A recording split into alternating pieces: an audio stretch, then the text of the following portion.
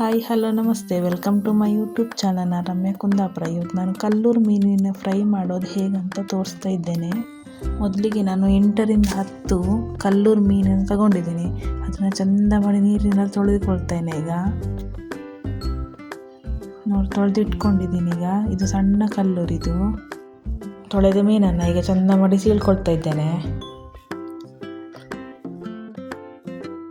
ಬೇಕಾಗುವ ಪದಾರ್ಥ: 2 ಚಮಚ ಖಾರದ ಪುಡಿ, 1 ಚಮಚ ಅರಿಶಿನ ಪುಡಿ, ಆನಂತರ 1 ಚಮಚ ಉಪ್ಪು, ಆನಂತರ 2 ಸ್ಪೂನಷ್ಟು ಶುಂಠಿ ಬೆಳ್ಳುಳ್ಳಿ ಪೇಸ್ಟು, ಆನಂತರ ಹುಣಸೆ ರಸ 2 ಸ್ಪೂನಷ್ಟು ಚೆಂದ ಮಾಡಿ ಕಲಿಸ್ಕೊಳ್ತಾ ಇದ್ದೀನಿ. ಮಸಾಲೆ ಕಲಸಿಕೊಂಡಾಗಿದೆ. ಈಗ ಒಂದೊಂದೇ ಮೀನಿಗೆ ಮಸಾಲೆಯನ್ನು ಹಚ್ಚಿಕೊಳ್ಳುವ. ಈಗ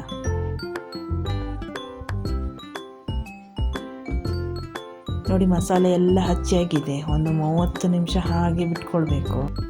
ತವ ಈಗ ಬಿಸಿಯಾಗಿದೆ. ಸ್ವಲ್ಪ ಎಣ್ಣೆ ಹಾಕ್ಕೊಳ್ತಾ ಇದ್ದೇನೆ. ಮತ್ತು 1 ಕಪ್ಪಷ್ಟು ರವೆ ತಗೊಂಡಿದ್ದೀನಿ. ಇವಾಗ ಒಂದೊಂದೇ ಮೀನನ್ನು ರವೆ ಒಳಗೆ ಮುಳುಗಿಸಿ ಎಣ್ಣೆಯೊಳಗೆ ಬಿಡ್ತಾ ಇದ್ದೇನೆ.